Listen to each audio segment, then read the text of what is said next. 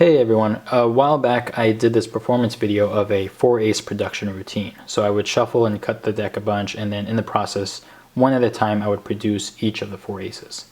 And it's just a really visual routine. It's really cool and it's impressive to both magicians and lay people. So it's a really good one to know. It's going to take a lot of practice, but in this video I'm going to break it down for you and just show you each step of the process.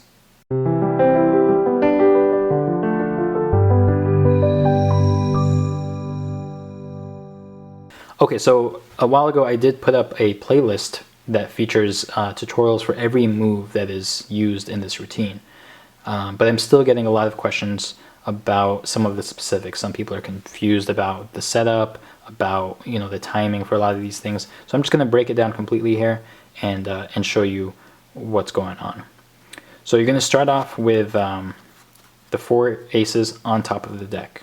Right. Now I'm still going to reference a lot of tutorials I've done in the past. I'm going to put links to everything in the description box down below, but I'll show you exactly when each move is being done. So you start off with the 4 aces on top. You're creating the illusion of a master card shark. Okay, so you're pretending to shuffle the cards a bunch and then using a very high level of skill, being able to control, track down, and produce those aces. In reality, you actually start off with the aces in your control, and now you're just creating the illusion of mixing up the deck and then just producing them. Okay, so it's really cleverly designed. Yeah. So here's what you do: 4 aces on top. I usually start off by giving the cards just a riffle shuffle, but I keep the top stock under my control. So that's very easy to do. You just do a riffle shuffle, and then you hold back a chunk of cards and then do the cascade. All right. Now, all of these moves that I'm going to do in this routine, they can be substituted. These are just the moves that I usually do, the moves that I prefer. But if you have a move that you'd like to do that achieves the same thing, then go ahead and substitute it in. This is just how I prefer to do it. All right. So I start with that riffle shuffle, and then I'll do a false cut sequence. It's very similar to the classy false cut tutorial that I put up, link in the description. And it looks something like this.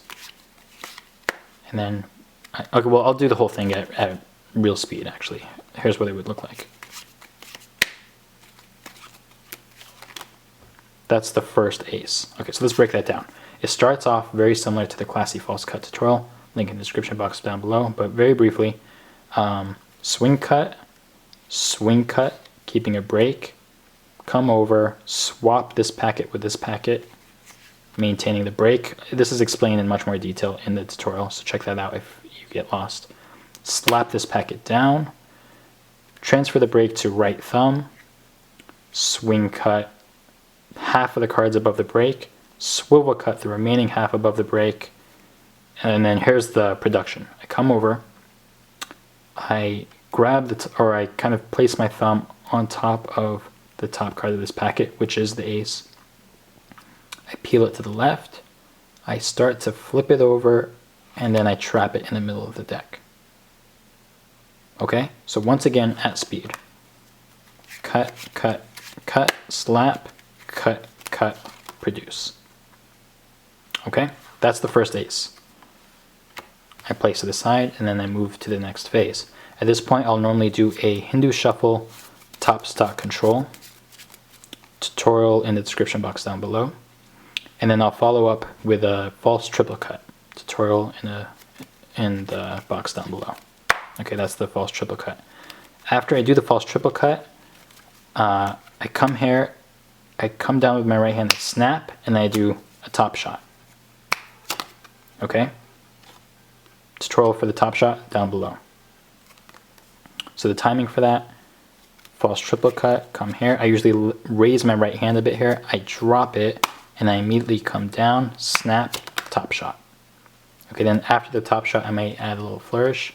I just instant replay it back to the deck, and then I come over like this. I scissor the card with my hand palm down, turn my hand palm up. In the process, I kind of twist the card more.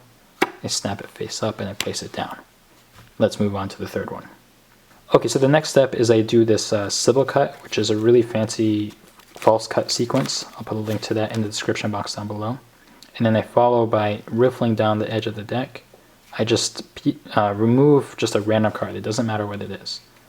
I flash it, turn my hand palm down, and then in the process I'm pushing over the top card just a little bit, and then I pull it back and get a little pinky break below it. Okay, this isn't a move, I just do it, okay, as I'm flashing the card. I flash the card that's not an ace, so I come back, I flip it onto the top of the deck, I push down just a little bit to square it with a card above the break, and then I do the shapeshifter color change. Tutorial in the description box down below. So it looks like that. You make a change. Okay, now the choreography of this, check this out. I do the change, snap, turn hands palm down, turn them back palm up, and then I can do another flourish of instant replay back onto the deck and then deal it to the table. Okay, so now for the fourth and final ace. At this point what you need to do is get a pinky break beneath the top 2 cards. I use a pinky count for that, tutorial in the description box down below, but get it however you want.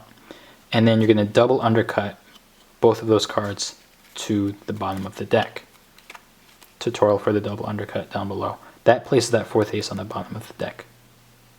Alright, at this point I will normally do a bottom retention overhand shuffle, tutorial down below. And I can do this as long as I want. I can even make this more of an interactive routine at this point. I can tell the spectator, you know, just let me know when you want me to stop shuffling. I could stop here, I could stop here, I could stop here. It's completely up to you. Let's say they say stop there. And now you're going to produce the 4th ace. And you say like, well, okay, here's the great thing about this routine is that it's so visual, you don't need to say anything. This can just be like a silent thing and it's impressive. But if you want, if it's your style, you can talk, right? So you could say something like, okay, look, I'll do this last one with just one hand. And you're going to do the hot shot cut. Alright, tutorial down below for that, but to give you an idea, which is tough because I don't have much space here, but it's where you shoot the card out like that. I guess, let me give you a little bit of a better example. So you do a one-handed cut, and then you're shooting out the card. Okay? But normally you would do it at a much wider arm span. And that's it. That's the 4th and final ace, and that's just a really impressive routine. It requires a lot of skill to be able to nail all of those moves in succession. But it's a great drill for practicing, and once you start performing it, it's just a great way to get people to take you seriously, because if you can do that, then they know you're good, right? And this is also a great way to kind of, if you're in the mood for performing, but you don't want to go around asking people, just start doing this to yourself, and then people will come to you. If it's that kind of environment. That's what I normally use this for. But have fun with that. I hope you enjoy it. Feel free to leave any questions down below. And you know, make sure you watch the tutorials for those moves, because there's a lot of details that I include in those tutorials that were not covered in this video. This is just to give you the structure of the routine. You need to learn the moves from those tutorial videos. So have fun with that. I'll see you guys next time, and take care. Bye.